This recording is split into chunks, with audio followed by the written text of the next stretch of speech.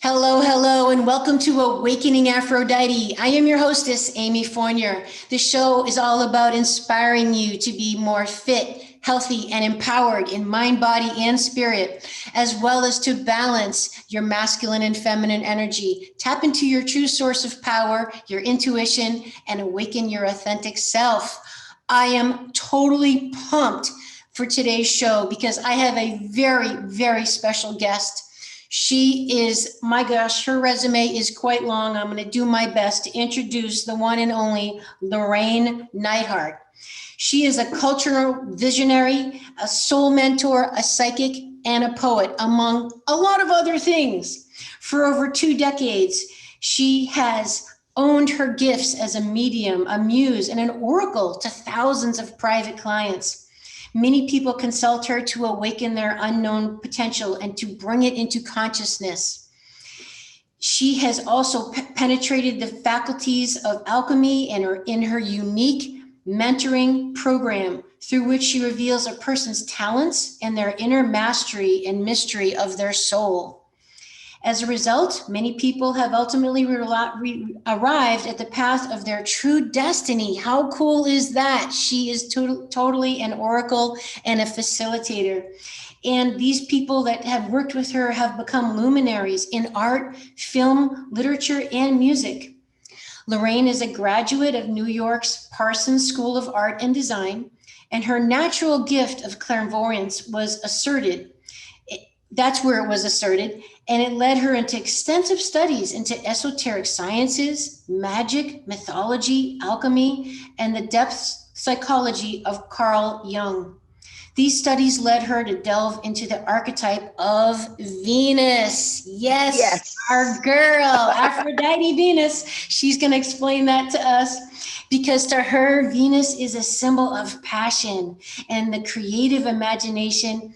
And Venus slash Aphrodite is much misunderstood in our society. So Llorraine is going to help clear up that confusion for us.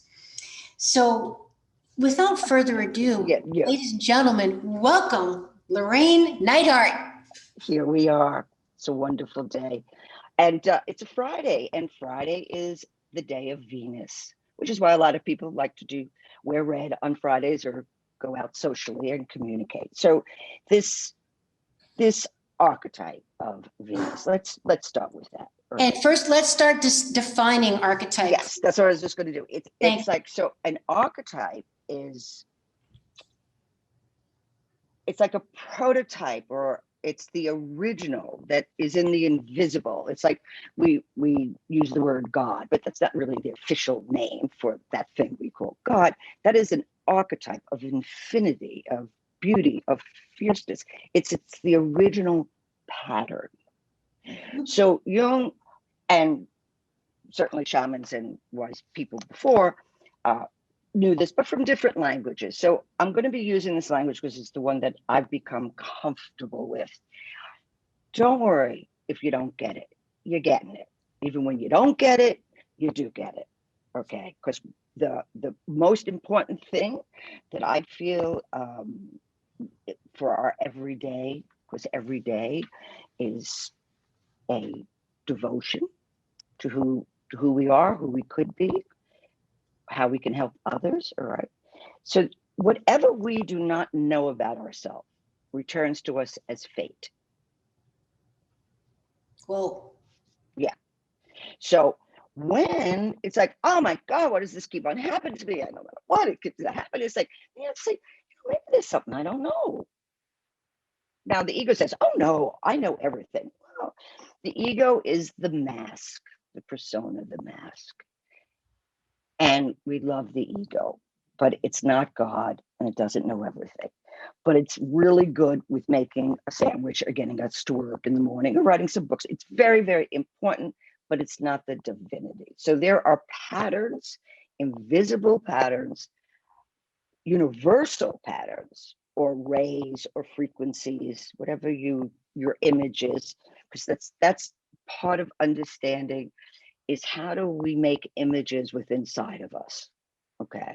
And that's why some people will see it in a Buddhic way, some people will see it a Christian way, Judeo, pagan, who cares? It's what cares is the image making. So when something occurs again and again, we don't know it about ourselves. Now, if we're seeking, all right, which means we are trying to open up to what we don't know, not what we do know. Mhm. And even when we do exercises that we do know, it's coming up or within in relationship to what we don't know. It's like, why do I have this resistance? Now, sometimes we have resistance, I think most of the time. So I've been in this work consciously in a practice for 40 years. Wow. You know, I'm Venus possessed. It's just the way that I roll. It's where I was born. Originally, I graduated and became a graduate of Parsons School of Design and Couture Design. And I thought that was going to be my expression in the world. Was it true? And in those years, of course, I was foolish enough to think I had free will. And I didn't. Okay, because destiny knew greater than I knew for myself. I couldn't imagine this. Okay. But I got guided. So I didn't know this about myself. But I took the hint. When things didn't work, it'd be like, well, maybe there's another way. Or maybe I'm coming at it the wrong way. Or just, but in a way that was a really honest questioning. And then kind of the sense of surrender, we'd say, okay, I really don't know. And that's the beginning of knowing. Ah, Because that's the place of the surrender. beautiful. And then we start looking around, or we ask another, or fate arranges a book to fall literally off a shelf, or a memory, or what Jung would call a synchronicity. And synchronicity is meaningful coincidences. Mm-hmm. Okay. And so that's, for me, how the one smart thing, I wasn't even smart at the time, it was survival is what it was. An instinct is survival. It's very clever, okay. Was I knew what I didn't know, and I was willing to study or read or try, but approach whatever was the new thing I was trying, or the new expression, or the unfamiliar. I would make believe that I was just this innocent child and I knew nothing. I still can do that. I can go in and I don't have to influence it. I know, but there's always that part that, like, the excitement to discover something we don't know. Beginner's mind. Yeah, it's fantastic. Mhm. Okay, because in the beginning we're taking the whole thing in, right? So through every day, and it's not just me. You know, the only thing with me was I learned to ask, or I'd learned to say, okay, now you know what? I need to be still now, or I need to not listen. Mm. Okay, we love people's opinions. Oh, right. Okay. Right. Now The listen to advice. external. Yeah. External. You have a heartbreak, and then you call your best girlfriends, and they give you some bullshit advice that just it's what they're talking about. Got it. You know, you love somebody. That means hopefully that you want to expand your understanding, and so it's like cut them off, just punish. It's like, can we dial that back a little bit? Because we need to see what is occurring, and there's nothing more difficult on this planet, of which the world is now being exposed to, than the otherness of the other. Mm. They're like, what? Mhm. And when we recognize that this person before us is unknowable, that's what's magnificent. We don't even know ourselves, but we think we're going to know somebody else. Mm. Or somebody will try to bully or intimidate and say, oh, I know you better than you know yourself. Well, got news. No, you don't. Mm. Make somebody angry, you're going to see a part you never saw. Okay. So this kind of, to homogenize everything as one, all right? This is what's happening in our culture. We need to be open. We don't have to agree, but we also don't have the right to punish. We need to, and we need one another in the sense of maybe that perception, could help out with something. So it's these archetypes, back to that, is this pattern in life, and we start noticing it. So Aphrodite is the archetype of Venus. Now, how did she get born? Where did she come from? What was she about? We love our fairy tales, and fairy tales are real. They're psychic truth. Okay. Psychological is psyche's logic, the unconscious. It's not the intellectual logic. It makes sense to artists and poets and people who think symbolically or who think psychologically, because we switch on to another part of ourselves. And how do we know that? The simplest way is just say it to yourself. Well, once upon a time, and you could feel your whole body shifts, your heart opens. We get ready to hear something fantastic, improbable. That horse was talking. The grandmother had like big ears. What? We're willing to suspend all reality to hear a psychic reality. And this is what, as people, we are. Any people, we tell stories. Okay, but then without our stories, we're gone. Yeah. But then we get into the question of really what is reality? Because, what is the realm of the psychic and the imagination? I mean, where is it even coming from? Because I like how you said fairy tales are real. Can you get more into detail for us to wrap our brains around it? Because they're psychically real. Okay. Right. Because we notice. Psychically real. Right. Fairy tales, it's a symbolic language. Okay. They were never written down. It's only in the last couple of thousand years they began to be written down. And it was only in the last couple of hundred years that like Grimm began to go around to different parts in Europe and hear the folk tales.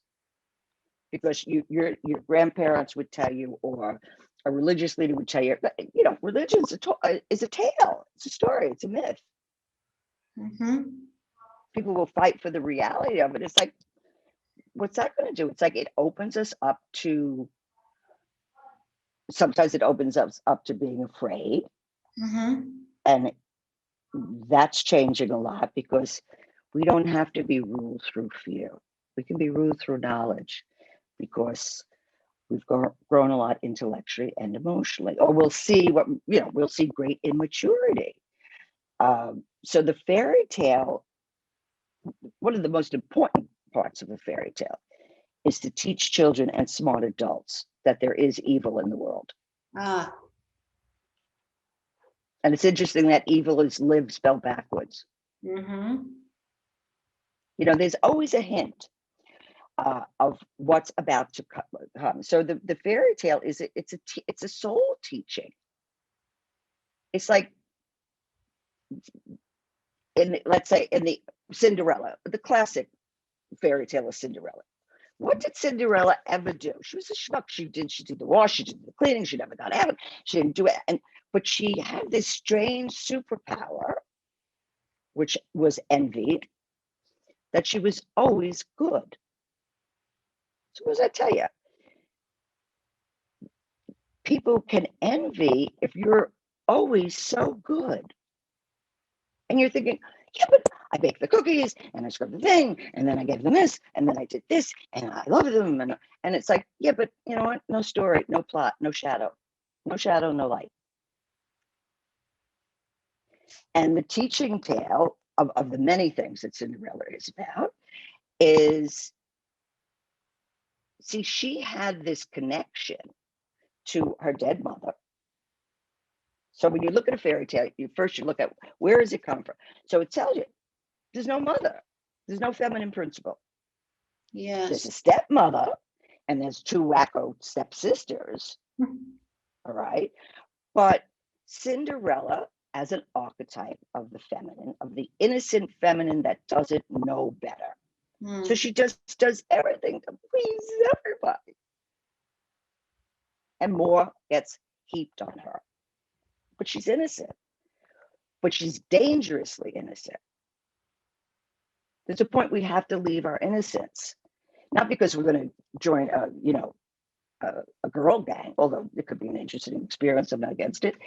But because it's like, it's getting us in trouble. We know better, or we should know better. And she just gives to them and gives them.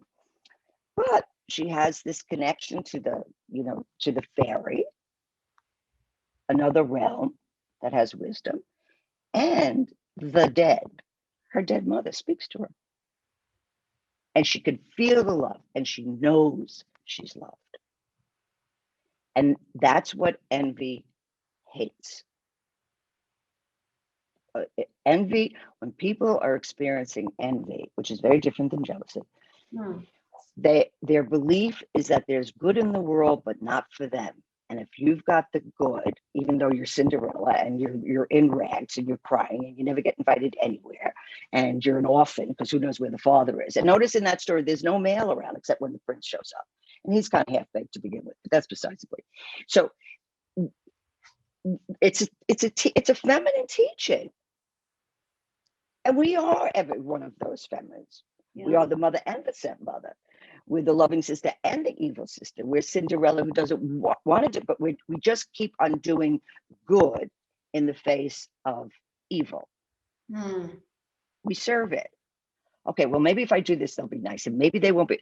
Maybe if you would walk out of the room and not acknowledge them and stop giving good because it's abusing your goodness. And it's a privilege. It's a power, but it needs to be used wisely. And when you get hurt with people or situations, the first thing was, but I was so good to them. Well, maybe that was what the problem was. Maybe you were so damn good, you provoked their envy and they couldn't help it. Or it was a lesson for you to learn boundaries. Yeah. That what is the appropriate and what is and not to just arbitrarily give everything away. So this story, so then she starts hearing the advice. Okay, now the fairy kingdom is the elemental kingdom. It's another world. It's another kingdom.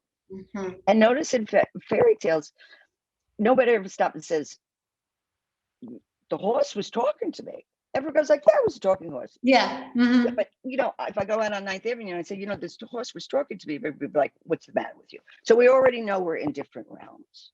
And the truth is, we are always in these realms, whether we know it or not.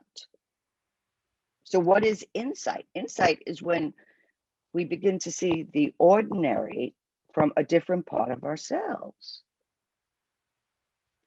The word psyche means soul. So it's not the soul where it's goodness. Soul is the living principle of what we don't know about ourselves. It is feminine. There's the whole story, which maybe we'll do it another broadcast and discuss Eros and Psyche, which is one of the fundamentally most important tales to know of as women, because that is the birth of the soul. Well, that's the story, the birth of the soul. On my list. Oh, good. Okay. So back to Aphrodite. So who's running this show behind? So the whole reward is when Cinderella realizes, I'm going to the ball. So when you decide in your life, I'm going to the ball. Yeah. And what happens? She begins to work on her own behalf. But she also listens to the invisible, strange, the voices, the things we don't know about, her dreams, the signs, and she listens. And they give her instructions. And she follows them. And that's what always happens in a fairy tale. There are instructions. You walk 3 steps, you go to your right. Then you jump over the river. And it's all these little details that if we don't do them, it's not going to work. So tell us, what is the difference between a myth and a fairy tale? A myth is, well, some beliefs are that myths are the remnants of original religions. It's what remains, the important parts of these. Okay. But a myth is an archetypal tale. It is the remembrance. The myth will, and myths, again, the mythic world is real. Every time we read or watch a movie, there's a myth going on. Mm-hmm. You know, we look at it in Star Wars. Okay, this the classic hero myth, and something's coming from outer space, and the opposite, and all this is happening. So these are great adventures that the psyche is always involved in. But they're So purely symbolic, though, right? I mean, because I've heard say, myths are real and they're real, but they're not. They're psychically real. Okay. They are real, but they're not the concrete side. They're not a concrete reality. Uh-huh. Okay. It's an energy field. And that's why we tell stories, because we can't get too close to the archetypes, because these are divinities. We'll get burned up. We're human beings. Mm-hmm. The myth of our society right now that's blasting through all of our lives is the myth of Prometheus. Prometheus was one of the Titans, okay, and he gave fire to humanity. Mm-hmm. So the humans were created, but Zeus didn't want them to have free will. They didn't want to have fire. He didn't want to, And Prometheus disagreed. He said, no, they have the right to create for themselves. We just don't want to be automatons to the gods. And now what are we talking about in life? We're to artificial intelligence. Everybody's like, and rightfully so, wait a second, what's going on here? Are we just being played? We're not using our free will? Where's my choice in this? All right. So this has always been with us. So Prometheus gave fire. Now, Zeus was furious with him. So he had him, and the gods always punish. Mm-hmm. So that's the difference between. And they eat babies. Yeah, exactly. And have multiple babies and monster babies and all sorts of stuff. Okay. But that's also, when we look at that, we can have monstrous fantasies. Right. So being human is the one divine right we have. One divine right, meaning we're supposed to become humans and start to discover what that is. The American Indians have a very interesting term, and we're not born with the heart and soul of human. We're two-legged. We're walking on two legs, but that doesn't make us human. So in a sense, everything that this, well, certainly because we're both attracted to Aphrodite for various reasons, that's how we refine our humanity, through the love and the terror of beauty. Whoa. Yeah. And I'm not talking fashion, although I can if you want me to go there. Well, are you talking like the wrath? I'm talking about this archetype again of Aphrodite. So the story, her story, so we've got Prometheus, that's what's influencing. So there's a divine fire that we are remembering we have a right to. Okay. Let's use it. And how can we use it? How can we apply it? Everybody uses it in a different way, but this is what is happening. Because this is the first time that the whole globe and the world is involved in change. So we can choose the path that we want. And people can even choose the path of evil if that's in fact what works for them. We just have to be aware when they're doing that. They know what they're doing. Well, could you actually, you don't want to get caught.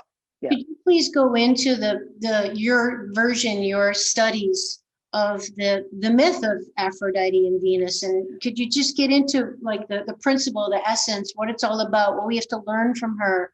I mean, just right. What's the myth of Aphrodite? So Gaia and Uranus, they were the first people, right? The father principle was afraid that the children were going to take over his power. So every time the mother principle, Gaia, the earth, so the sky god and the earth goddess, right? Gaia's the earth. And getting pregnant, right? And he shoved the child back. All right. So at one point, Kronos or Saturn, okay, realized, this is wrong. So he and the mother plot to kill the father. Okay. And Kronos was Zeus's son, right? Right. And Saturn. No, Saturn was it was the brother. Kronos was the siblings. Okay. So Uranus was castrated with a sickle by Kronos. Yeah. And the phallos, the creative part of the sky god, part of the blood fell into the earth, and that's what created the Furies. But the member fell into the ocean. And of course, the people were freaked, like they thought a monster was going to come up. But that's what Aphrodite means. Sea foam comes from the sea. Okay. And most things that are, Aphrodite in nature are lush, and it's like when a fruit is just at a place where it just has all this delicious water and it moves. Okay, so she comes up from the sea, and there is the golden one, right? And her two sidekicks, or some say it's her children, is Eros, which is the principle of love. And Eros is also the god that we would see him as Cupid, which is a kind of almost childlike way of saying it, but that's the energy that has us fall in love, or that's the energy that I think Eros is like gravity. It's the memory of when we were all one. Wow. And that's an important possibility. Because then we can realize, well, when we got broken apart, which they say the Big Bang is, right? And we separated, but anything that we separate from, we're still part of. So Aphrodite comes up from the sea foam, and she's the people are speechless. The beauty is so great. She is beauty. She's beauty itself, but beauty can also, people can be terrified of beauty. How so? You'll hear people say, I mean, just on a very mundane level, okay, someone you say, oh no, I mean, I bought that, but I'm only going to wear that on the holidays because it's so beautiful. It's like, what? No, you wear that every day. You wear that to do the wash. You wear that to take the dog out. You wear it every single day. Yeah, it's too much. Because it is beautiful, and that's your outfit to be before the divine. You're going to go in flip-flops and shorts? I don't think so. Okay, or whatever it is, or it's too beautiful, but I'll give it to my kids. And so you're also teaching your kids that you're a schlub, and you don't, and once in a while you should take the beauty. Okay, so then we question ourselves, why do you fear the beauty, or that you aren't deserving of beauty? Beauty has nothing to do with morality. Aphrodite is the complete enemy in some ways of morality, of the patriarch's morality, right? Because Aphrodite is also the principle. So an archetype has certain principles that we always know, oh, that's Aphrodite, that's not Mars, that's Aphrodite. And she has the capacity for abandon. She can just stop on the moment and make love to Mars, or she can, Aphrodite's not Zen. She doesn't give you a single blade. It's a cornucopia. She's Caravaggio. And she never apologizes. There's nothing to it. An archetype can't apologize for being itself. We may have to apologize because we carried it a little too far and that was not within our realm to do. Okay. So we can get so identified to an archetype that we think we are the archetype. That's when humans get in trouble. We need to stay in the human and the divinity of that and really work that one, because we're given everything. We're given this, the aspects of this, and so we can create in probably it was in around the Renaissance was the time that artists began to put their name on works of art. You never put your name because it wasn't you. It was the divine that was working through you. Oh, wow. That gave you the capacity. And if it was that perfect, you had to chip it, because you were not going to be in competitions with the gods' perfections, because the gods are, you know, they And they're jealous. And envious, and how dare you, and you know, they have incest and wars, and they do all sorts of things, but we're not allowed to do that, okay? Because that's the first thing somebody said. Well, who do you think you are? Or we see the star, you know, you hear so much about narcissists, but that's a mythology. That's a living mythology, because it's a psychic truth. We know when a person is wounded narcissistically because they can't see anybody else's needs. They get caught in their own reflection. It's one of the most tragic malfunctions of humanity, and they never know it. Is there any help for narcissists? I mean, are they fixable, for lack of a better term? Well, it depends on the level of the narcissism. Okay. It depends on, first they'd have to admit that they have narcissistic tendencies. Okay. Yeah. Now there's healthy narcissism, and that's kind of when kids, and it's, look at me, I'm God, watch this, everything I do, they come in, it's like, oh, look at me, you know. And if somebody disapproves of it, it's like, who do you think you are? Just get back, you're 5. And the kid's like,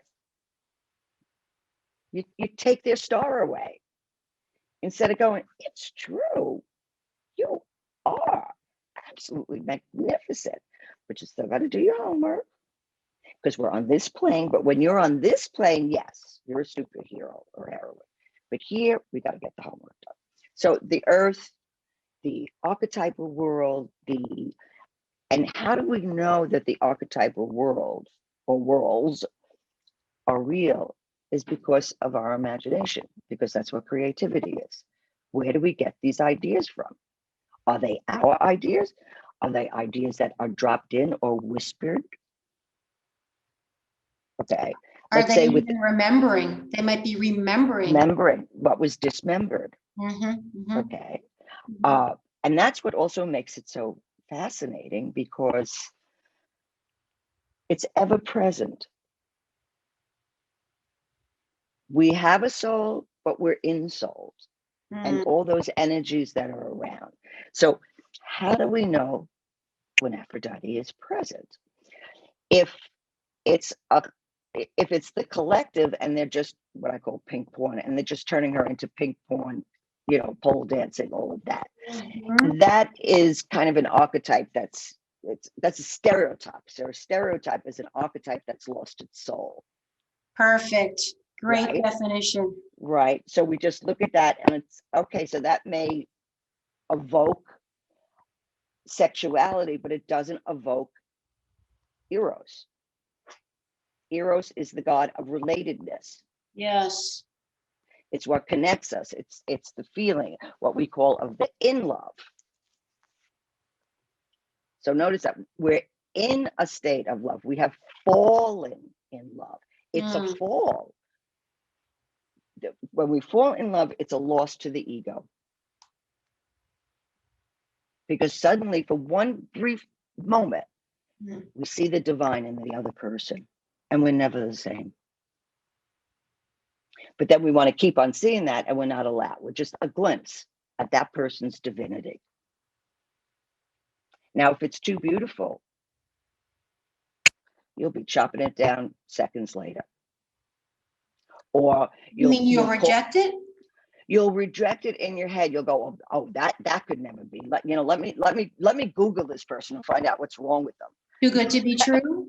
Too good to be true. Not if it's happening to me, it can't be true because I'm not worthy of beauty. Because we need to have a strong enough container for beauty. Again, not to identify it. Over-identify that you are the power of beauty. No. You can emulate it. You can have it within you. But the second or it gets misused or abused, that does not fare well. Well, I did want to get into the business of shadow and all the work with Jung and get your take on that, because from my studies, from what I've understood, is the shadow of the feminine is the manipulation, the using of beauty and sexuality to, manipulate somebody basically. And that's for lack of feeling powerful in another regard, that you don't, a truly empowered woman, if you will, is not in a position where she has to manipulate, she doesn't have to use those things to get something, so to speak. So, well, if you're really aware of this and experience this archetype, you wouldn't dare misuse it. Because you don't want to meet Aphrodite's shadow. Which is that woman that can come up with some serious revenges. Okay. Not by nature. She's one of the least revengeful of the goddesses. She loves to laugh. She'll go into a bed and she'll always know she's the goddess of beauty. There'll be another beauty. She'll get her heart broken. One of the things with Aphrodite as an archetype is she's very often rejected by the other goddesses. They'll use her powers, but they don't invite her to lunch. Why? She's too beautiful. The competition. Yeah, and she's not interested in the competition. She is who she is. But no one can compete. She's not taking anybody away. It's just, and so when let's say a Heratype, now the Heratype is the one who was married to Zeus. And there's these book that I'm going to mention, it's probably 20, 30 years old, Goddesses in Every Woman by Dr. Bolin, right? Love that book. And Gods in Every Man. Yeah. Classic. And that was the one who started to bring this stuff to consciousness, like how to look at the archetypes. We're looking at them all the time, all right? And we kind of know them. So if a Heratype the man is never wrong, it's always the other woman. The woman's fault, fault. And that's a Heratype. Never going to like an Aphrodite type. And an Aphrodite type, she's if it's the pig pawn, then you're using what you consider, and actually it's usually what a man's idea of sex is. It's not even your idea. Oh. All right? Because if it could be something that is just an object, Aphrodite is not an object and will never be an object. Well, she's sufficient within herself. She's very self-contained. That's part of what we would like, the humanity, to be whole within ourselves, to do what we do because it's true of our nature. And that's what Jung's term individuation, you work with these forces, so to speak, okay, to become your own individual self.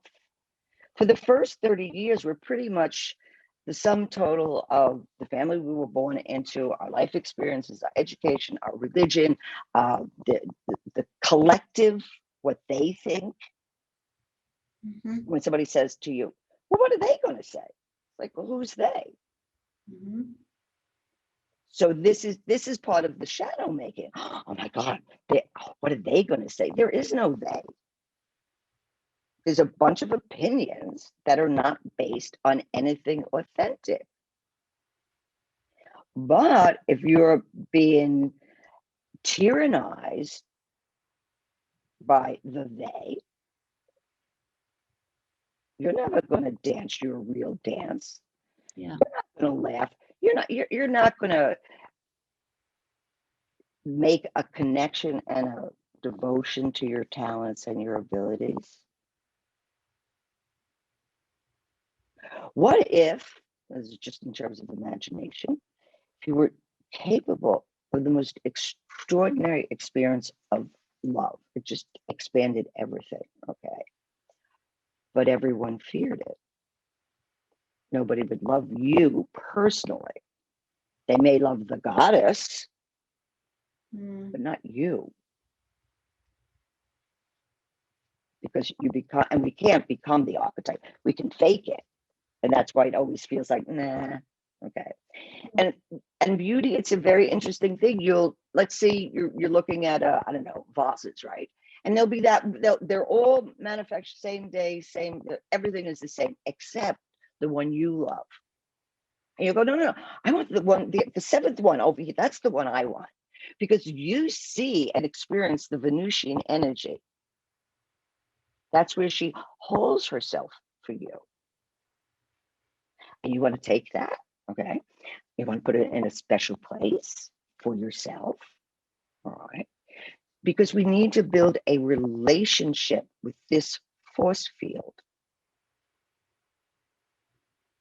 So we know when she's present in us. So we're just bopping along, doing our thing. And then suddenly we're struck by a Venusian force field, right?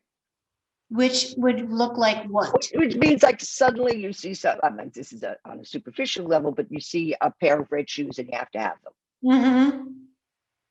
As you should, because it's, the divine feminine is saying, get the red shoes. Or you're walking down the street and you see the most gorgeous flower on the road and you just. Right, and whatever it is, it's just, yeah.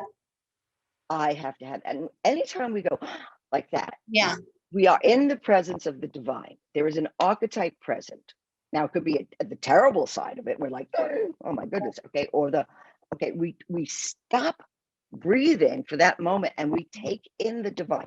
If we see a performance where an archetype has entered the performer, the whole audience, that's why we spend a fortune, because we all are hoping the archetype will, which is what all the years of training, to be the vehicle for that one moment. We all know it and are usually speechless. We can't even find words for the sheer beauty of it. And sometimes we're taken to tears. Right, totally. Well, that's the water of psyche. You know what's something interesting about tears? If the first tear you shed is from the right eye, it is tears of joy. If the first tear you shed is from the left eye, it's tears of sorrow. I never knew that. How does the body know that? Now, see, right there, to me, that is the essence of beauty. Just to ponder on it, just wow. And I remember when I was in esoteric training, I mean, this was like the late 70s, early 80s. And one of the first exercises my spiritual teacher gave me, not my Jungian teacher, was that I had to catch a tear. You ever try to catch a tear? No. Shot glass. I'm trying to cry, but I got a shot glass to my eyeball.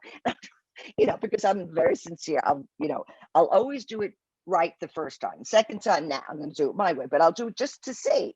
Okay. And little did I know what she was opening me up to was just the difference, right?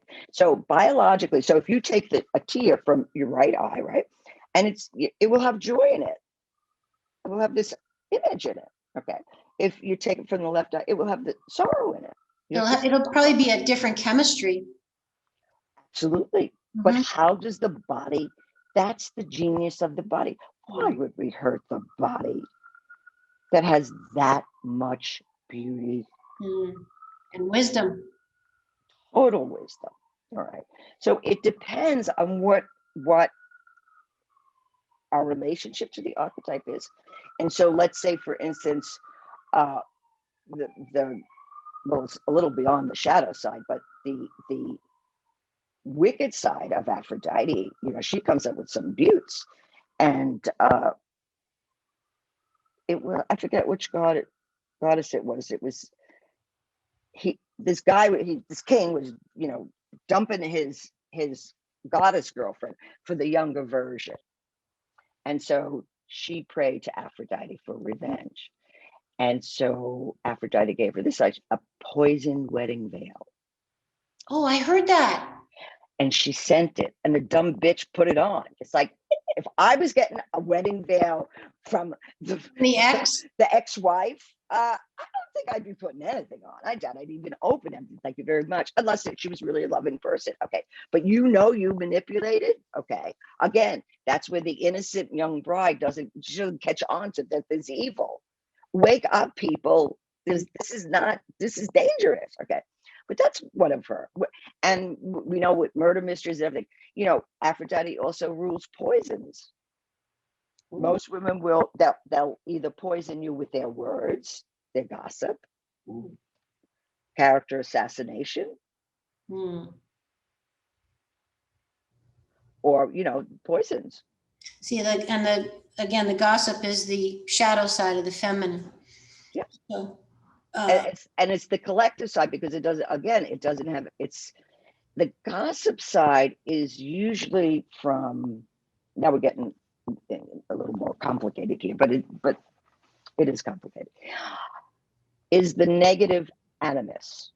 As women, now this isn't black and white. And you have to remember, Jung was unearthing all of this stuff. This was 100 years ago. He was developing this. It's amazing. And so there were things that he had, according to this, patriarchal man in Switzerland, of all the places, right, was coming up. So we're starting to understand how gender isn't, or binary isn't just so black and white. Yeah. Okay. But for a general, we got to start somewhere. So the animus is the name of the force unconsciously within, it's the male in the woman. So the negative animus can work on behalf of the archetype of the witch. Like which is which. We could have a good witch, we could have a not so good witch. But the positive animus is the one that supports us. It says, yes, you can do this, and I will help you. I'll give you the idea. I'll give you a name of somebody. It helps. And so we think we just stagnant. We're just it. We think these thoughts and that's it. But if you don't question, wait a second, who in me is saying this? Mm-hmm. Where is this coming from? And we just go for it. We get tricked all the time. That's called the trickster. And the trickster is the truth and the lie, and the lie and the truth. So sometimes we get into a situation, we think, hey, what did I do here? And a few days later, it winds up being fantastic. You went down, you drove the wrong way, and you missed the plane. And that plane, landed in, Buenos Aires, where you weren't going, whatever it might be. So there is always high adventure and great drama always going on. All right. So these archetypes are the forces at play. So when we reflect, so let's say people want to be spiritual. What does that mean? Drop dead, we'll be spiritual. We'll all go to spirit. Why are we working for that? Very often what they want is wisdom. And wisdom begins with maturity. And they want peace, usually. Right. And maturity, and the maturity, we assume, some maturity comes with old age. Well, we know that's not true. Mm-hmm. Okay. So then we need to break it down. What is it that I really long for? I've got everything that I supposedly wanted, which who would want that? That's boring. What's the value? That's what we get to the value. For me, it took years for me to be able to comprehend it. I was always moving towards it. I was tripping over it, but I didn't understand that it was my greatest longing was wisdom, and it still is. because wisdom is the goddess Sophia. That's where we get the word philosopher from. That means lover of wisdom. And Sophia is a goddess that has to do with Gnostic teachings. And all these teachings, they blend into one another. It's nothing is really separate. And we try to, we just want the one truth. It's like, well, there's a lot of ingredients in the one truth. Let's just try with the partial one we can deal with and live with. So I didn't know that was what I wanted, because I'm always fascinated with the occult, with the esoteric, and not superstition, just what makes that? It's like when I was a little girl, I would think, why did everybody go to Paris in the 20s? Couldn't comprehend, from all over the world. And they'd go to this one cafe and everybody would meet. And then you'd have all these great literary geniuses, and you'd have heroes and heroines and courtesans and all these extraordinary people living in so much against enemies of the collective values. But to Venus, geniuses of the arts, her children, she created the arts.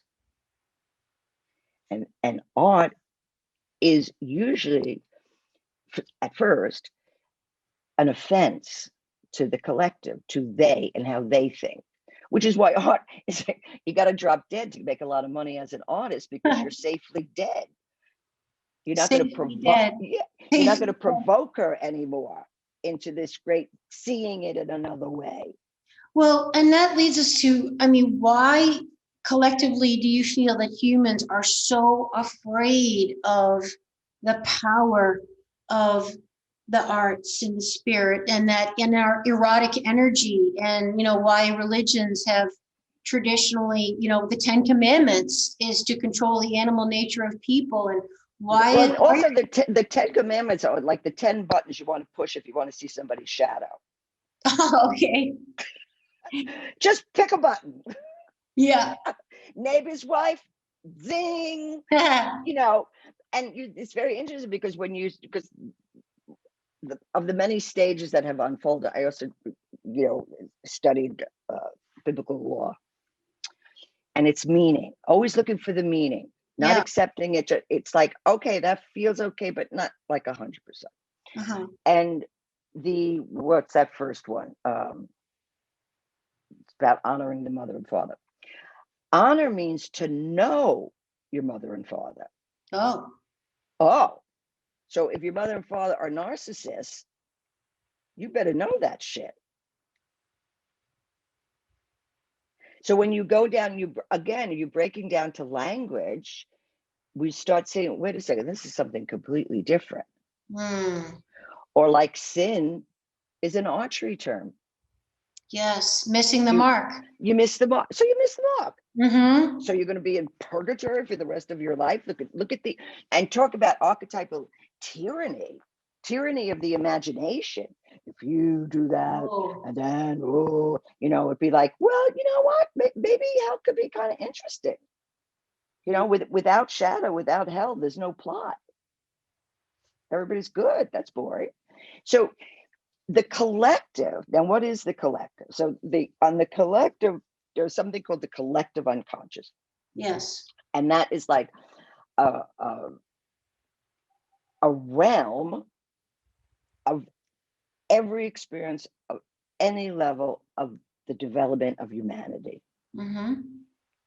When we were cave people, when we came from the sea, it's ancient, it's forgotten, it's encrusted. But so often when we see in movies, some monster comes up, but when it finds love, suddenly it becomes beautiful.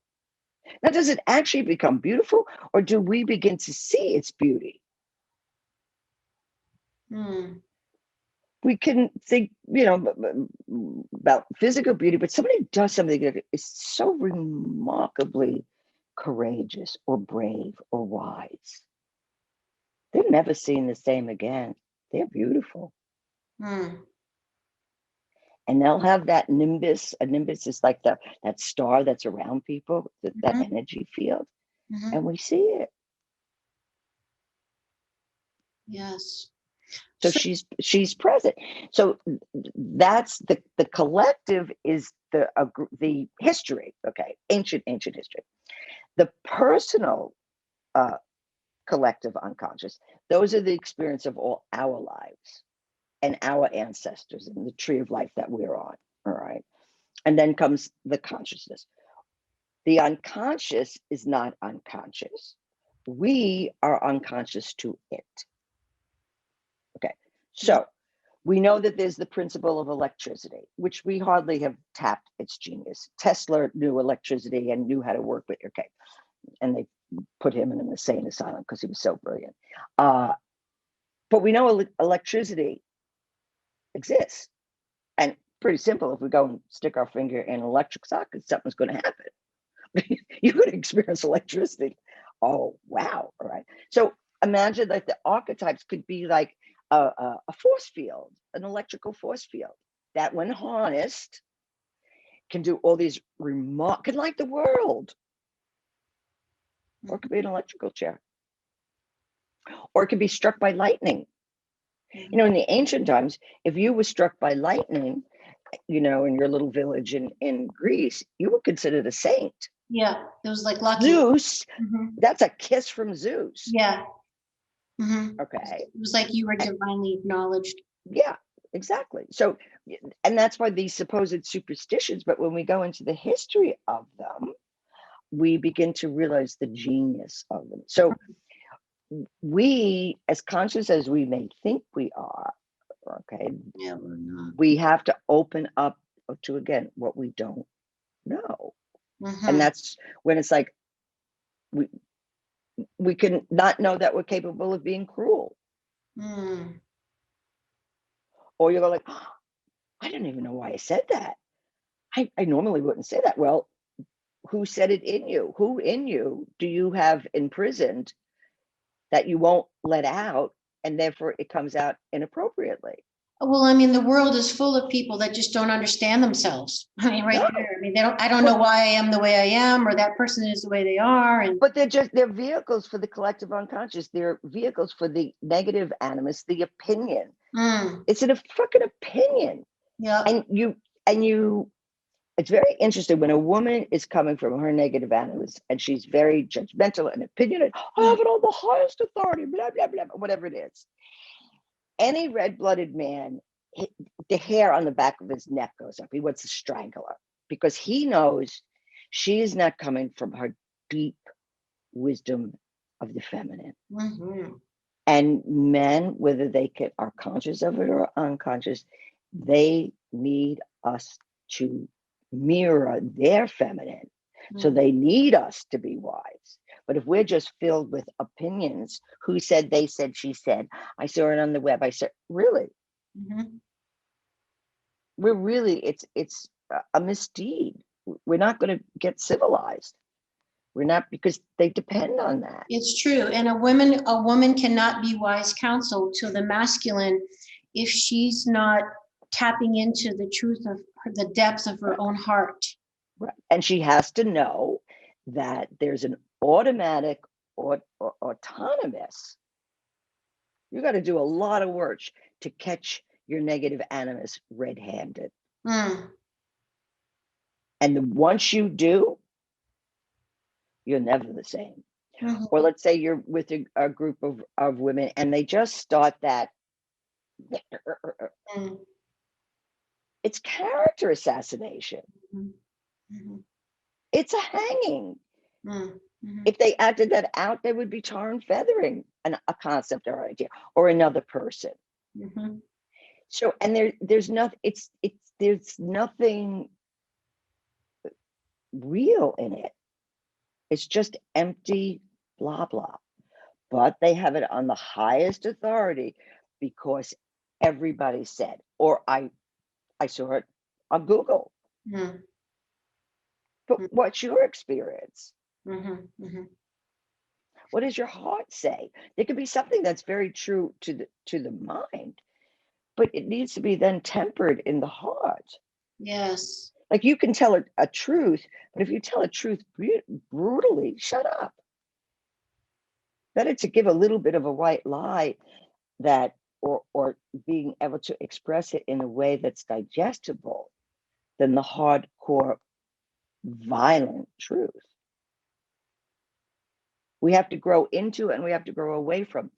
Psyche will never, never, never give us an experience we can't handle. Psyche is always rebuilding our foundation. So when the moment comes and we get traumatized, okay, what is it that gets traumatized? It's not even the experience doesn't make the trauma. It's that we can't release it. Where does it get caught in the body? Where does it get caught in our soul? Okay. And so when we begin to realize that, or we get betrayed, betrayal is always a spiritual upgrade.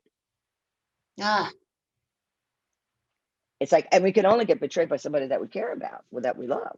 A spiritual upgrade. Tell us what. It could be because you're going to have a greater understanding of humanity. We're here to understand one another's humanity.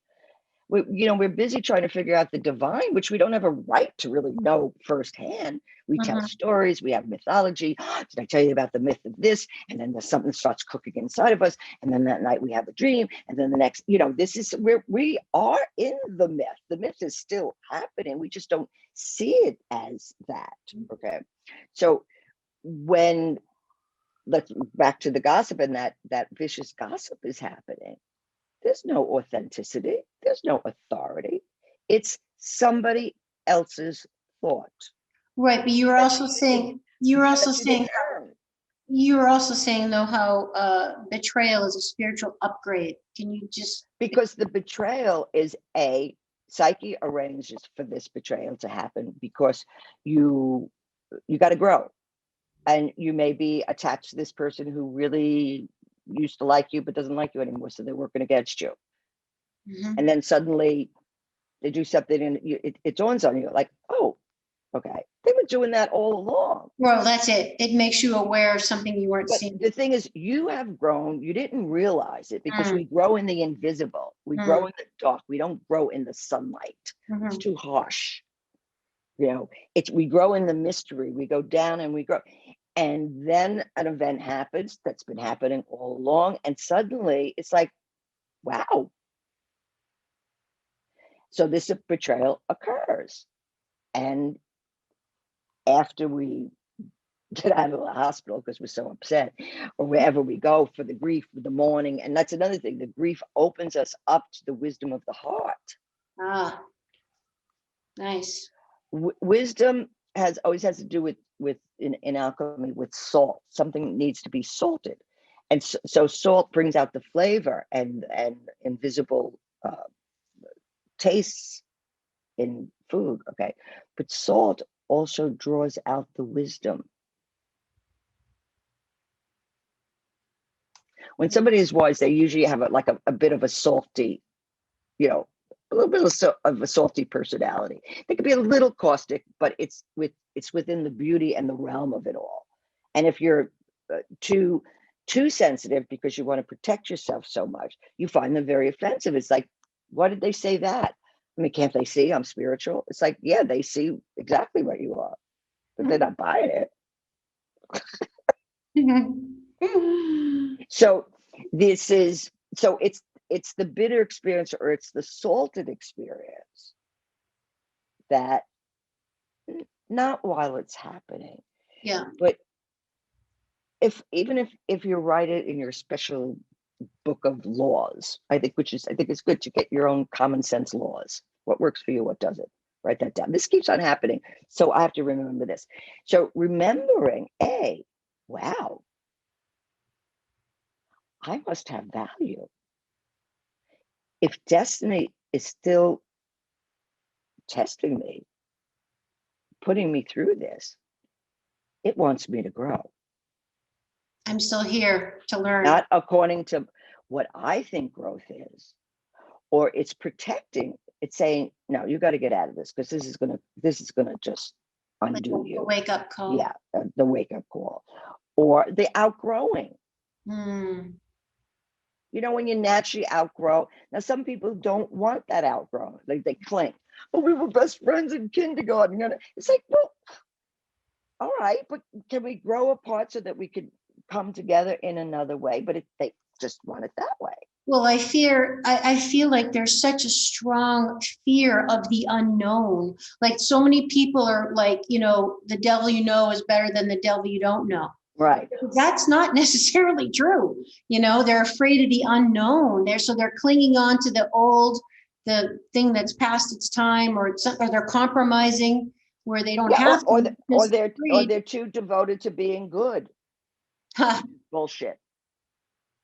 I just want to be good. I just want to be spiritual. It's like, no. The morality. Human, understand the opposites, because that is the big growth. We need to always put the opposites together until they can kind of, and then we have what's called the transcendent function, the aha moment. It's like, oh, wow. And then we have a truth, we have a wisdom, an eternal one. Not just for the day, not the truth du jour, the truth for eternity. And suddenly, when we are exposed to that kind of, when I say holy, the reverence that there is something operating in this throughout every level that is divine, and we can't put it in words. Or somebody will say, well, what exactly happened? Or I get that. Well, what exactly do you do? It's like, well, I don't even know what it is exactly, but what exactly do you understand? Because then I could tell you exactly on that level, or not. Okay. So this constant high adventure, it is all unknown.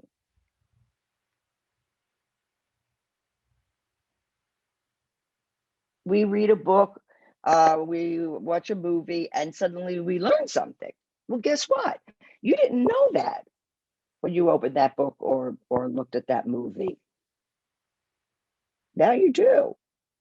And then hopefully, if it's really interesting, other friends, you can have a very interesting conversation.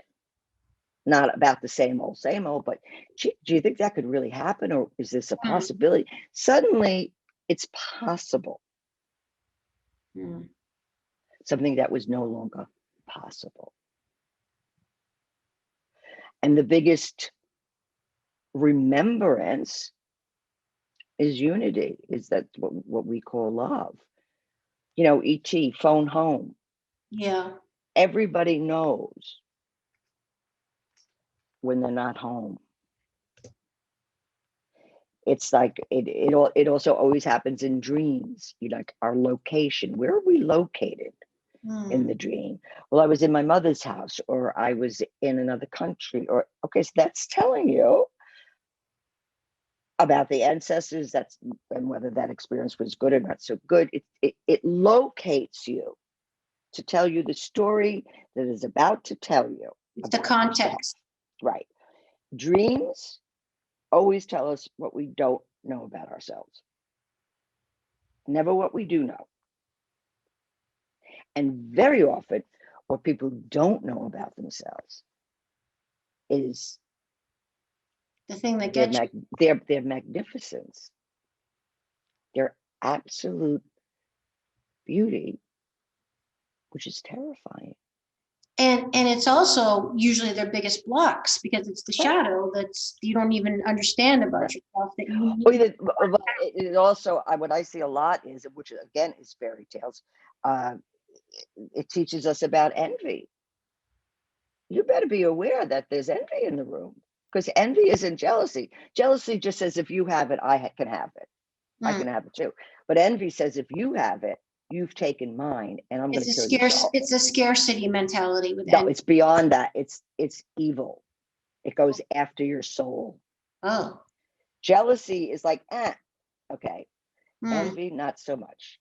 Why do we have the protection for, in the Middle East, your child is born, it's a beautiful child, and you give it like some name, like the face of a dog. Okay, why'd you name your kid Face of the Dog, right? Because I don't want the child to be envied. She's so beautiful. Oh God. She's going to be envied. Wow. Now, in America, we we don't cop to it that much, but we still have it. In the Oh, Middle yeah. East, it's a much older culture. And so they've been through, their collective unconscious has got a hell of a lot more layers. Well, they also, how about like the Hamsa, the evil eye protection? Yeah. And so why does that still exist? Because Mm. it's true. And then, you know, voodoo dolls and, Right. you know, what's that thing they do? I think it's in the Mideast where they can tie a knot around a string and put a curse on it and throw it in someone's front yard, and they curse them. It's like, we people curse when they're having their coffee in the morning. They're they're bitching about something, and they're drinking that coffee, and that energy goes into the ACA chords. You know, if you really want to talk about it, and that goes in, and then someone else drinks it. It goes out. Yeah. So you know that we're always blessing or cursing. It's so true, whether we realize it or not. And it's just, that's why learning your words, what does it really mean, not being lazy, because words are force fields. And the how you do what you do, not just the what you do. It's not like, oh, I did this for you, or cooking dinner in a rush, or upset. It's how you're doing and the energy you are infusing into the task or the feeling and emotion, the thought, that is the power. It's the energy behind it. You never touch, you never cook if you're in a bad mood. Mm-hmm. You're poisoning. So true. And it's it's honorable, because it says, well, come on, you have cooked every other day, why don't you cook today? Because I will poison the food. I'm in such a bad mood. So you may not understand. Again, the collective, well, you're supposed to do that because you always did that. But today I'm in a wicked mood, and no, you don't want it. As a matter of fact, I became a Reiki master, not to do Reiki on people, but for cooking. Because it's great for all the you bless all the vegetables, you do everything. Everything, like, you know, you want to be pot. It's like, can you be a pot? I can't be a pot. I think pots are like astounding. Who thought of a pot? And a fire, and you're in this realm of forces and imagination, and then it's something good, and it smells good, and it alchemy. blesses. Yeah, but if you're not in the mood, dial, you know, or take it out of the freezer. Okay. Well, I think the world is going to be getting much more into this reality, and it's going to be hopefully getting much more mainstream now for people to really understand energy, which is really what we're talking about, because we've been so materialistic and so touch it, feel it, otherwise it doesn't exist. But this is where we're going, because the world is definitely searching for answers and meaning, and ready to evolve, I think, collectively. And recognizing that what we call evil, or people have a tendency, well, is it good news or bad news? It's like, why are you, no, because if you're only good, oh man, you cause more trouble than the world can imagine. You need your shadow and your light. One of my favorite poems is from Rumi, and I'm paraphrasing it. It's like, there is a garden beyond good and evil. And I will meet you there. So when I can't figure something out, I think, I'm going to go to that garden, because that's also what the transcendent function is. It's like, so instead of, because good and evil are aspects of one another. What right do we have to split them? And that's so often what religion does. Telling a child, you're bad. How bad could you be? You're 4. I mean, you could do some really damage if you want to, but bad? Or we think we're bad. No. Bad things have happened to us. We are not bad. And if we are, we can make amends. We could say, okay, so what? Have it be a questioning that says, this is a very hard question for me to pose to myself. But what was I thinking? And then we start telling ourselves the story. And I think there's a very important distinction, that there's a difference between doing something bad or bad behavior or act and being bad. Yeah. And very often people who really have some real bad stuff in them, they're very average. It's very beige. You know, the devil isn't screaming and yelling. It's quiet. It whispers, don't do that, do this, do Well, what's that saying? The best, if you want to find the devil, the best place is in the church because nobody looks Right, exactly, where it's going to hide. there. Right, Nobody looks there. where it's going to hide. And again, the devil is lived spelled backwards. Mm. So what law are we distorting, or what law has been distorted to us? Like, let's talk about Aphrodite and sexuality and erotica. They whitewashed that. Why do they always go after poor Aphrodite and sexuality? When that's the living principle of everything in life. It's the union state. It's nature. It's so profound. It's the creative force. And yet, particularly with the feminine, what is it that the patriarch suspects or fears or knows that we in the feminine have not caught on to? Oh, what's the thing? You want the Madonna, but you want the hooker at night in bed. Okay, all right. So when are we supposed to figure that one out? It's that split. It's the split between the erotic nature and the everyday nature. And we have these multiple natures inside. But so often, people, not just women, will cut off their true Eros, the true delight in the body. Yeah. Because it's thin or it's mocked. Because it's the right thing to do. Yeah, and it's so arbitrary. Instead of, well, I could feel that life force in me. I don't have to act it out, but why wouldn't I allow myself to have it? Or even more important, I don't have to give it to anybody. Just because you have an erotic nature or you move through life in a certain way and somebody thinks they have a right to that. No, they don't. Well, you're sexy and therefore, no. Well, would you say that our erotic nature is our divinity? Absolutely, it's part of it. It's part of it because, and look at all the things that we call, divine, the whole experience of it. It's, if we understand, or at least question, instead of accepting it, we can say, okay, where does that hold truth? What part of me? How old am I when I think this is true? And the little 5-year-old say, I'm 5. And it's like, no, honey, okay, you can hold that truth, but that's not for the adult. As a matter of fact, children usually are more erotic in terms of their natural energy, their delight. They step in the mud, the rain, everything feels, it's like fantastic. They express it, they just emote it, embody it. And that's what it is. And also the erotic nature could be very, very subtle. All right. We were talking about both our, I think we have many things in common philosophically, and certainly this movie, Dangerous Beauties. Yes. There is a confession that Veronica Franco speaks in the movie that I think it should be tattooed on the back of every woman's heart.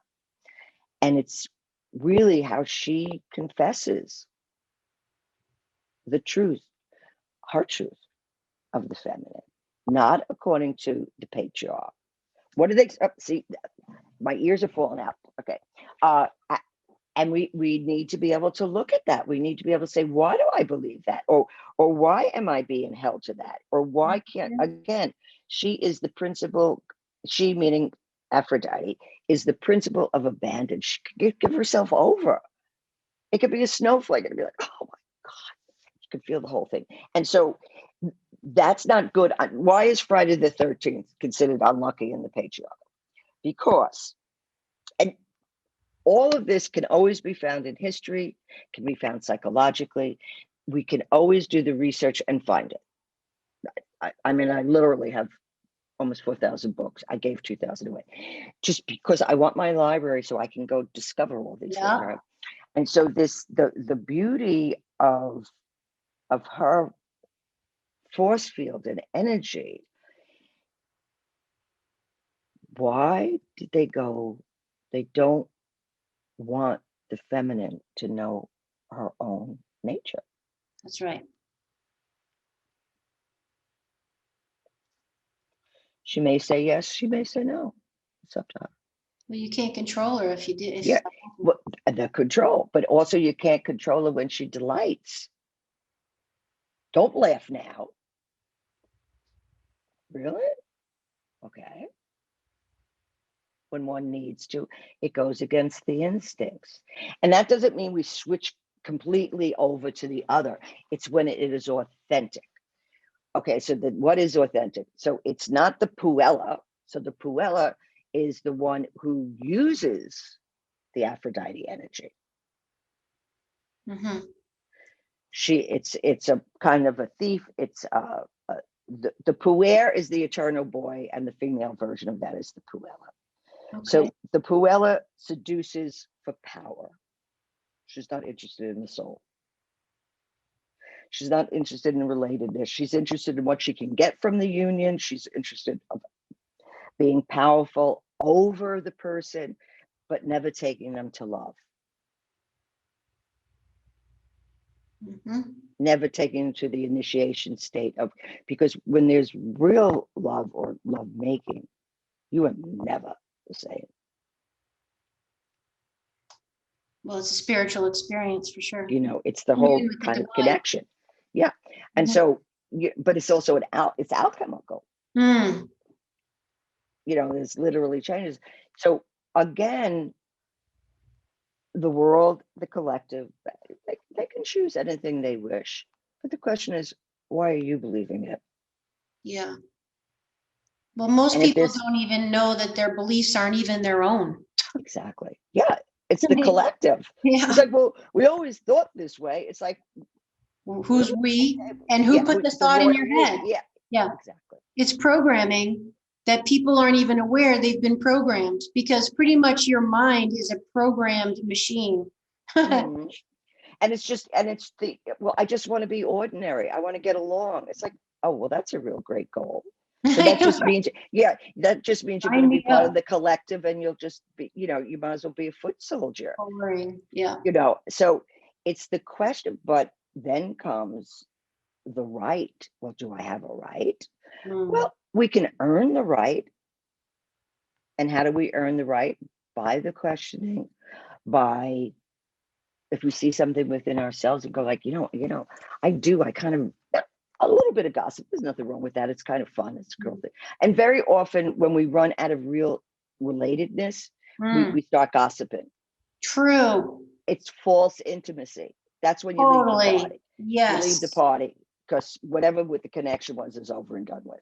Okay. And it's trying to make yourself important, like as in you're in the know. Yeah. Right. Or just you drag somebody in to smack around. Mm-hmm. Right? So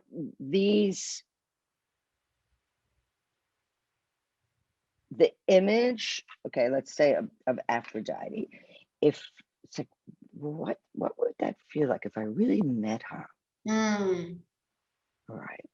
What would she hand me? Would she hand me a seashell? What would she say? It's love. A bowl of peaches. It's not. It's going to be. Why haven't you come to my party? Why haven't you called me? Why haven't you called me to use my energy to go to the party with? We can call on her. We're going to say, Aphrodite, I got to go to this party, and I'm just exhausted, and I feel absolutely terrible. Could you please send me the energy? By the time you get to the party, you'll be glowing. Because you just say, I'm your daughter. You don't want your daughter to look like this. You don't want her to be a bore. We're going to a party. You love parties. So help me, please. She will. That's cool. If it's true. And again, the beauty to give to oneself. People can do incredible beauty for others. Yes. And then you leave yourself out. True. Tragic. That's terrible, terrible, terrible. So we can learn this, we can relate to it, and sometimes it takes an entire lifetime. Where are we going? Mm-hmm. We're asking these questions. Yeah, we're discovering. Mm-hmm. And I think the first thing when this whole pandemic started, the first thing I thought of was the god Pan, because that's where pandemic, the word comes from. The god Pan.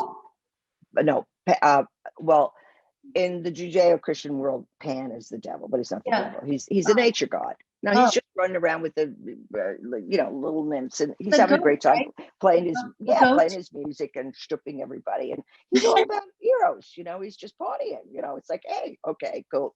And I'm thinking, I wonder why Pan is showing up. But look what happened to nature. Yeah. Yeah. There you go. Species that were dying, coming together. So what were they doing? Obviously, they were experiencing this delight. Okay. So it's being able to say, what is instinctually true of me? One of the simplest ways, because people say, well, there's really not much. Well, if you're walking down the street and you see a male dog and a female dog, you'll know exactly, without picking it up and looking at their junk, you'll know exactly if it's a male or a female. Now, how do we know that? It's a difference. It's an essence, our instinct. It's something it says. So what is that? And there's so many different versions of this expression. But if we want to use it to have power over another, it doesn't fare well. There's nothing worse than an old Puella. They do not age well. They're scary. They become caricatures. You're like, wow, what happened to you? Yeah. And you could see it. It was just to have the power or to sell the product or what. And there's nothing wrong with selling products. But there's grace. She's grace. She's beauty. She's laughter. She's the golden one. She doesn't withhold. So tell me, is this why you identify with Venus as your personal myth? Because of, well, my choices have always been, or where I am happiness, when I'm in my greatest delight, is when I'm making beauty. When I was a little girl, I grew up in a very poor environment, and I could take a tissue and fold it up and stick it in a bobby pin and then pull it all apart, and it would look like a flower. Cool. And it was beautiful. I wasn't beautiful. It was beautiful. And my mother would say, how do you know? And I don't know. Or everything could be a mess, but then you just rearrange it. And I like to rearrange furniture because they tell stories. This one's in relationship to this and doing that. And it doesn't have to be expensive. It doesn't have to be beautiful in and of it, but it can be arranged in an interested way. That beauty is an invitation to expand our consciousness. Wow. To contain the love. Now, if you just want the love for your own use, that energy is going to turn on you, because you don't get to play Venus. You'll get her revenge. Or you'll get her revenge if you identify. You are, no, you're not. Nobody can be Venus. We can invite her in. We can serve at her altar. We can, there's many things, but to say I am Venus. No. But what do you mean by if it's for our own use, as opposed to what? Our own use in the sense of, if we're using it negatively, like for our own use, it's power. It's enchantment. We're gonna use it as an enchantment, but it's not really true. We're not really that nice. Oh, okay. So it's more or even more insincere. We're really not that sexy, but we make believe we are. Well, that's not such a bad thing, though. Well, yeah, but if somebody is thinking, oh, you're really this erotic being, and this is wonderful, and you're really natural with these, and you're just faking it till you make it, Oh, That's a manipulation of Venus.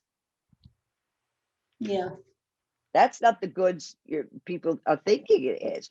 Or we play act at it, and then it's like, then get upset because we're a sex object. Well, then, Yeah. get your Well, I think move in a it's like, different way. it's the whole why behind it, right? Like, why Yeah. are you enacting that archetype? Is it because it's a natural expression of your heart overflowing Right. and who you are and that feeling of sharing and the relatedness that you're trying to achieve, Yeah. not only with yourself, but with other and the divine, as opposed to Or it's the power of, oh, I can catch their eye. And then I can yes. throw them away. So an ego boost, an Yeah. ego boost would Well, be. and it's an ego boost, but it's also it's the really shadow side of the archetype. Yeah. Oh, yeah. I'm going to use it for seduction. I don't give a shit about your soul. I don't care if you grow. You could rot, as far as I'm concerned. I'll have the power Wow. over you for that moment. Yeah. Yeah. That's Yeah. no Or bueno. what we would see with the femme fatale. Yes. The femme fatale, a woman spider, they understand. They're not sexy, that they're not attracted to that other person. They got to get information. So they're going to have to use that. Mm-hmm. But would you say, Llorraine, that all of us have all of this in us collectively? Absolutely. Yeah. Okay. Absolutely. And that's the saving grace. The saving grace is, before we get into a brutalizing judgment, we can ask, so where does this live in me? Right. And how could I, because the greatest aspect of Aphrodite would be loving the love that you are within, for no particular condition, yeah, just because it's there. Yeah. And that takes time, because there's so much against that happening. And seeing the beauty, seeing the beauty. And seeing the beauty in other people. Yes. And blessing them for it. We don't have to know them, but we can delight in them. Okay. But again, seeing these forces, and psyche never rests. We're always in movement towards something. And when we're repressing everything, it's gonna blow up. But it's fascinating. Yeah, sure is. And it's hard work, but it's just as hard to stay unconscious. Yes, it is. It's harder. Just as painful. So, and you only have to be like one page ahead or one moment ahead. You don't have to know the whole thing. It's just that you're on this journey and you're seeking, you're longing for that love. So is it, Llorraine, is it a longing to go home, to reunite with the divine? I think on its ultimate level it is. Well, I think all the archetypes bring us home. Okay. Because they all come from this other plane. But that wholeness is back to oneself. The remembrance. Yes. That we're divine. Having this earthy experience. And even with the divine, we don't really know what that would look like. We have imitations of it. Okay. A person could be a raving lunatic, but they're divine. They have divine madness. You don't want to be out on a date with them. You keep their divine madness, right? And yet to be able to see that. And that's the delight. And there was something, I think I wrote it in the paper that I sent you, and that I heard this quote that I think is just, I'm paraphrasing. It's like, have you forgotten that your light lights the world? Oh, I don't think it was in there. I didn't put that in there. Oh, no. I thought it. Okay. Let me see. I think these things. You did. I did. See, yay. So what did I say? Okay, so I had asked you about something important you'd want people to remember. And you said, don't you know, yet it is your light that lights the world. I think that is so centering. Don't you know? It's like what you would say to a child, honey, don't you know? So beautiful. That your light lights the world. Wow. And that happens. And then it's like, yeah, but everybody else is like, it's like, yeah, and it's true for everybody else too. But you know, if you can take that love in, you won't give a shit about anybody else. Yeah. Because when you're worried about everybody else or anything else, you can't feel that and be that and No. be concerned with what anybody else is doing. Yeah. It's impossible. And that's when how do we know when she is present? Because it's like, and she's ever present.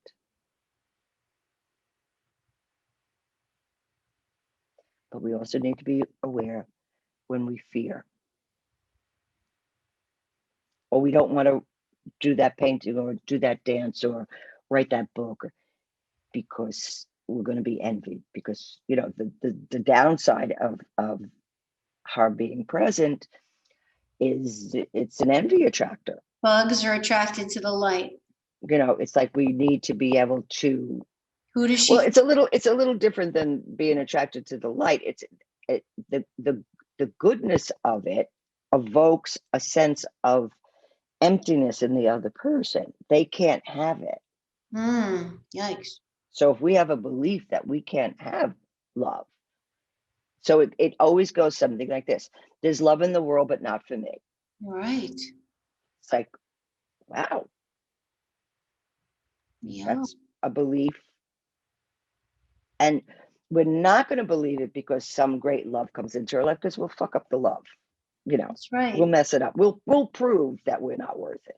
So what would you say to the women that are afraid to shine their light too bright because it's going to make others envious or make other people, say, well, she thinks she's better than everybody else and all that kind of stuff? Mm-hmm. What would you say to women who are afraid to shine? It takes a lot. It's talk about endurance. It takes number one, we can't be looking at it like from the child, that we can feel it. That's why we read fairy tales. We read fairy tales and we see they give us strategies of how to overcome envy. Okay. You know, shove the witch in the oven and run, or leave the breadcrumbs. These are always these strategies, but it's first the recognition. And then secretly be able to say, well, I'm helping the evil in the world because I won't shine authentically. I'm contributing. Wow. And I can't do that. And being able, when we build enough maturity, the first thing, any evil operates best when we're asleep, meaning unconscious. Yes. When we don't know it. I don't want to look at that. That's bad. Well, you better look at it, and you better stop judging it as bad. You better see that it's nature. And perhaps it's not as bad as you think it is, or perhaps there's an ingredient in that you could use. There's a little bit of poison. Maybe you should have that little bit of poison. Scare them a little. Not just agree, like we were talking with Cinderella. It wasn't until, the fairy godmother showed up and the pumpkins and everything, boy, if that didn't get her attention, what would? Some archetype had to come and say, you're going to that ball. And it's interesting about the shoe, because the shoe is the covering for the soul. So they play with words. So SOLE. Yeah. If we can understand first the fear and name it. Oh my God, I'm really afraid I'm going to get annihilated. Yep. Then, all right, so where did you first feel that? When were you first aware that there was evil in the world or envy in the world? Envy doesn't have to be, envy can be somebody, they just raise an eyebrow when you say something they learn. And you're dead. You wake up the next day, you're depressed, you're miserable, and you didn't even see it because it happens so fast. So it's the subtle things. It's being able, and if you allow yourself to be stolen from, I mean, okay, so we need to end, but this is actually an interesting note to end on. When envy starts coming into your life, it knows before you know that there's great good coming. Because it's envy's task to spoil your connection to the good. Wow. Boom. Mhm. Then that one takes a little while to like, huh? Yeah. Right? That's like the Mhm. truth and the lie and the lie and the truth. But when a great starts coming up, you, instead of saying, oh God, well, maybe I should just give up and this is real. No. I mean, you could give up if you want to, but give up on your own terms. You don't give up because you got played, you got tricked. Mhm. Okay. Or You maybe- give up because you've been guided to something different. Okay. Mhm. So when that starts happening, you question and think, yeah, that's weird. And it's not coming in to protect you. It's coming in to steal the connection. But we don't think that way. Right. So instead of saying, before I'm so quick to ruin this for myself, why don't I try this on and say, well, I must have something good going on, because envy doesn't show up unless it's there to spoil goodness. I love that. We use a reverse logic. What a great concept. It's amazing how a reframe can change the whole story. Well, that's what the esoteric is. That's the code, so to speak, when you start to see and then it turn around, it looks like this, and complete understanding. And I happen to like studying very complex things and everything, just to kind of keep my mind busy. But then when it's really cooked inside of me, sometimes it's years, sometimes it's minutes, I can always bottom line it. I could be like, oh, okay, then this is this and this is this, and that's like 16 volumes of alchemy. Yeah. But that's your process to get to the end. that I love. Well, I love words, but that freeing people. For sure. It's a great adventure. And there's all sorts of ways of outsmarting or discovering or taking the hit. Sometimes we just got to take the hit. It's like, you know what? I don't like it, but I do deserve it. When we look back. Well, I think that's an important point. You could consider, is there any truth in this, and, to self-examine and to reflect, our girl Aphrodite again, the reflection, but. Right. And the wisdom. Okay. Because the beauty may be in the broken. The imperfection. Mm-hmm. Mm-hmm. You look at it, isn't that gorgeous? Look at it. Odd, or because it's what it evokes inside of us.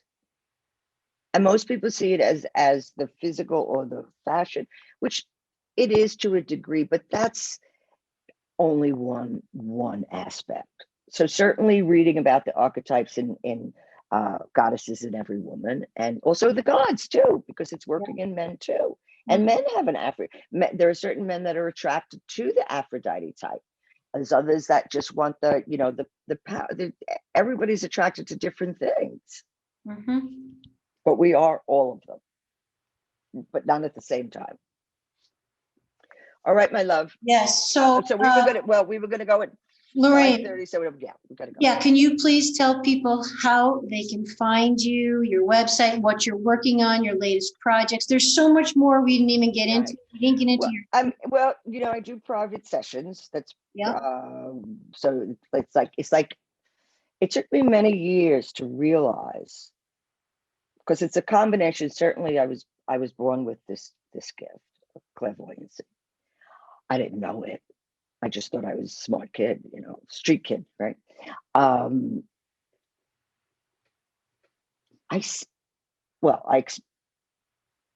It's really about your soul.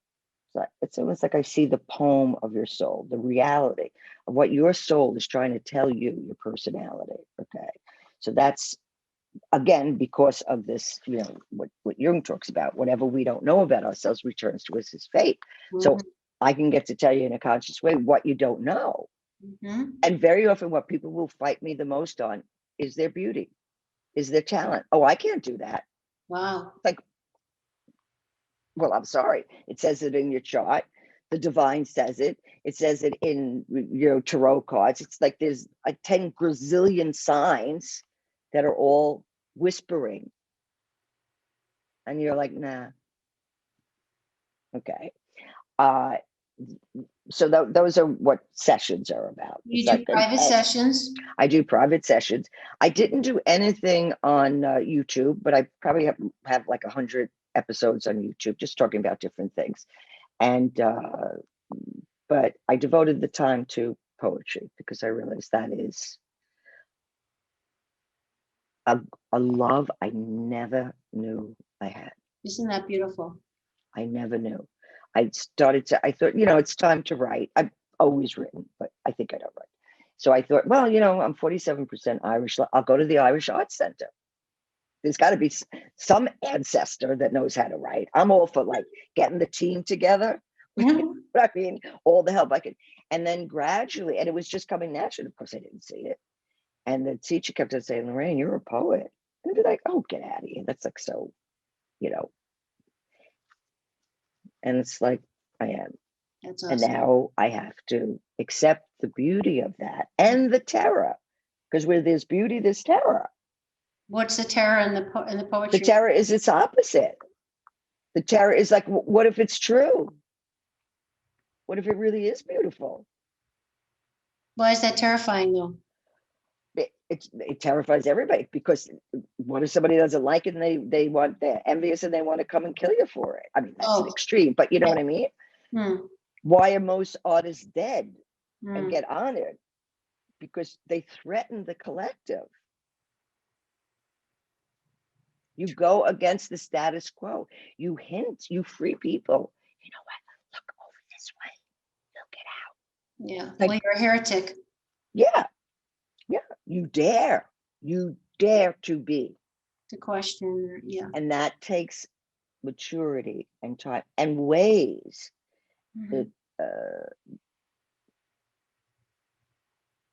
Diplomatic ways, or when is it time to just be charming and get out? Okay, I'm just like, that type of thing, because it because this, which I don't have full consciousness about, this, what I call the banished Venus or the crucified Venus. We have crucified her. And I don't, we don't want to be crucified, and yet we know it's true. But again, it was something I never imagined myself. And then gradually I can imagine it and then do it. So is there a place for us to see your poetry? Not yet. Not yet. Okay.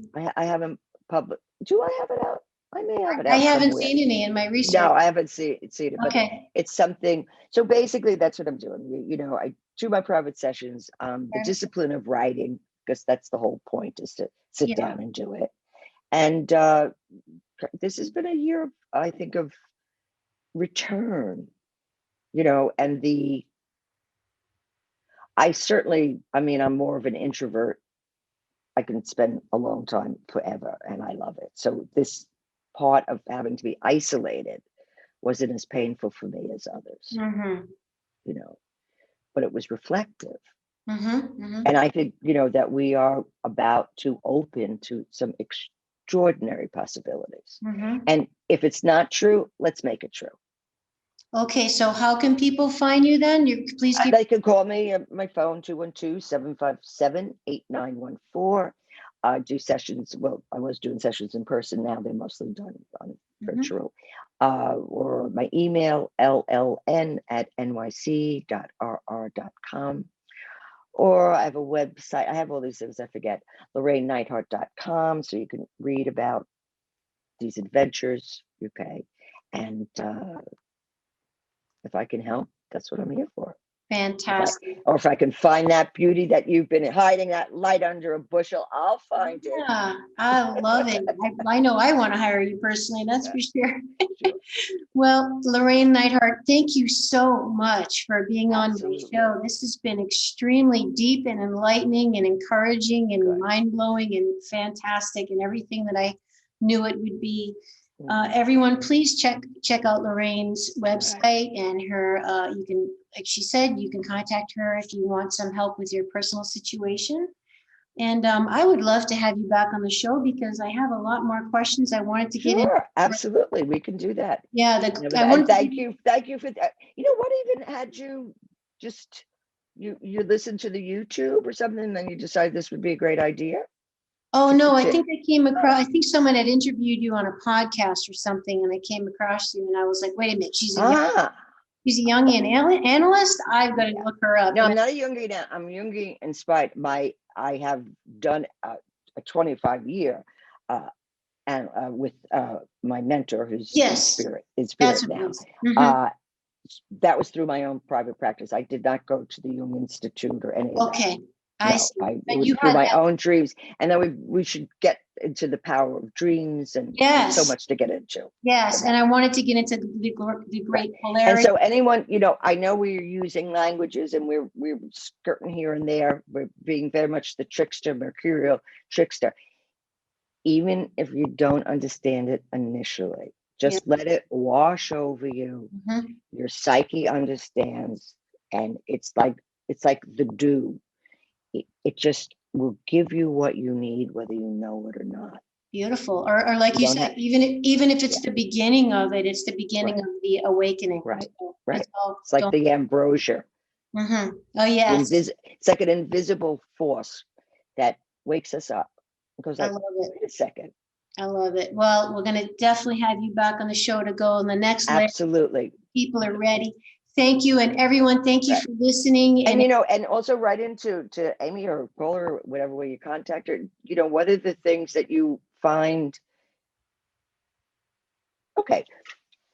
What do you long for? What do you long to be answered? And it's not like the magic 8 ball where we just answer things, but what is and very often, I think more so than not, we have a question deep in our being that we're either too terrified or just, we can't formulate it. True. Because it's that powerful. True. Or we're afraid of the answer. Or the judgment. Because once we answer the question, we're in a completely different category. You can't say you're ignorant anymore. You can claim ignorance. Yeah. True. It's like people, I want God in my life. I said, don't be so fast with God. God is an archetype. It's gonna blow everything up. It's like chill with your one, like a little bit, maybe on Tuesdays, adjust part-time. Just open into all this. This is UFOs, unbelievable energy. Yeah. And it's not gonna leave. Once you call these forces in, it's blown open. It's not going. It's like you can't uncrack an egg. Nope. Got it. Llorraine Neithardt, thank you so much. Take care. Same here. If you enjoyed the show, please rate and review. And like Llorraine said, write in your questions you have for the follow-up show that you have. If you want me to ask Llorraine or ask for yourself, contact her. And I really appreciate you being with us today. I already can't wait to be with you again. Thanks, everyone. Yay. Bye-bye.